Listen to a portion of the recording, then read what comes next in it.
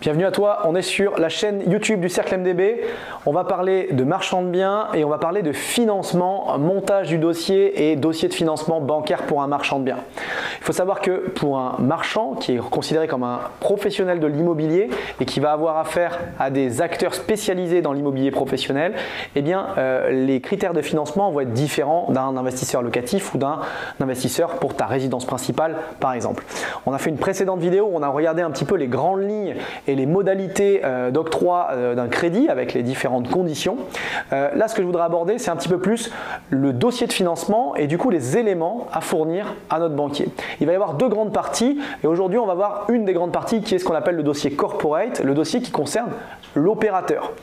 Parce que eh bien, la banque va prêter à une société qui va réaliser l'opération, mais cette société, elle est détenue par peut-être d'autres sociétés ou par des personnes physiques qui ont telle ou telle expérience, qui ont tel ou tel background, patrimoine, etc. Et c'est ça qu'il va falloir détailler.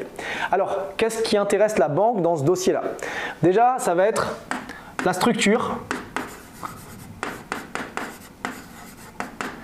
qui va porter l'opération. La structure qui porte l'opération, c'est-à-dire que le banquier va vouloir savoir quelle est la société, personne morale, qui va détenir. Et qui détient cette personne morale?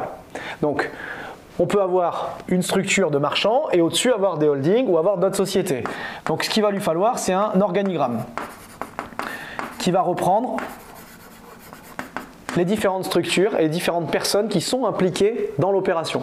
Qui détient quoi, à combien de pourcents, quel est le régime de la société, est-ce qu'il y a des SCI, est-ce qu'il y a du patrimoine personnel, etc. etc. Donc ça, c'est la structuration et l'organigramme. Ensuite, il va y avoir la personne physique, PP, personne physique, quel est son patrimoine? Donc je suis marchand de biens, je vais solliciter un financement, eh bien je vais devoir expliquer qu'est-ce que j'ai fait de ma vie, qu'est-ce que j'ai comme expérience en tant que marchand de biens. Donc est-ce que j'ai déjà réalisé des opérations de ce type-là? Par exemple une opération avec des travaux lourds ou une opération de découpe, une opération de mise en copropriété, donc mon historique. Donc, quelle est ma formation aussi, si j'étais et que je me suis reconverti comme marchand de biens ou si j'ai été accompagné notamment par un organisme comme le Cercle qui nous accompagne pour faire la mise en place de cette activité de marchand de biens, etc. etc. Et ensuite, en plus de tout ça, donc on a dit l'historique, l'expérience et le patrimoine détenu en perso. Il va s'intéresser aussi au niveau de cash, c'est-à-dire de fonds propres disponibles pour réaliser l'opération.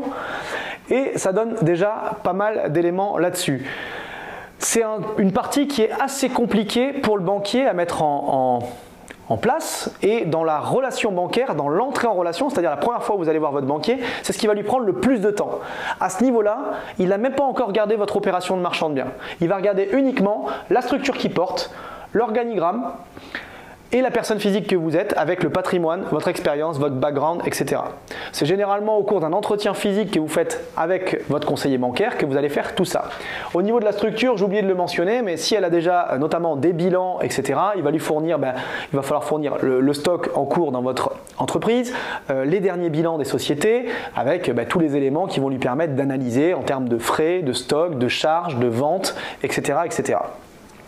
Une fois que vous avez donné tout ça, ce qu'on appelle le dossier corporate, le banquier va pouvoir émettre en gros un avis ou va pouvoir vous jauger déjà sur le niveau de risque qu'il va être capable de mettre en face de votre profil et de votre dossier d'organisation. Et imaginez à la place d'un banquier qui reçoit déjà tout un tas de documents et de dossiers, il va falloir essayer de lui faciliter la tâche. D'autant plus si votre structuration et votre organigramme devient peut-être un peu plus complexe, notamment si vous vous associez avec d'autres marchands, que vous avez plusieurs sociétés avec différentes personnes, eh bien il va éplucher tout cela pour regarder un petit peu comment tout ça est structuré et comment vous avez organisé vos opérations et votre entreprise. On est à l'étape numéro 1 sur le financement. Donc vous avez détecté votre OP, vous êtes allé au niveau de la banque faire un rendez-vous. La première chose à faire, c'est d'être capable de lui montrer un dossier corporate complet et qui va prendre le plus de temps pour lui à l'analyser.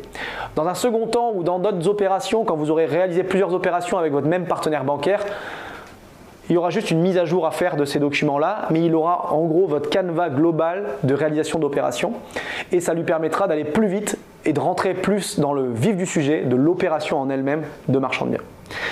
J'espère que cette première vidéo de cette série de vidéos vous a plu. Dans la prochaine vidéo, on va regarder le dossier de l'opération opérationnelle. Là, on était dans le corporate et je vous détaillerai un petit peu plus ce qu'il faut donner à votre banquier pour qu'il soit satisfait. J'espère que cette vidéo vous a plu. On se retrouve très vite pour la prochaine vidéo. À très bientôt sur la chaîne du Cercle MDB pour de prochaines vidéos. Marchand de biens. Abonnez-vous, likez, n'oubliez pas.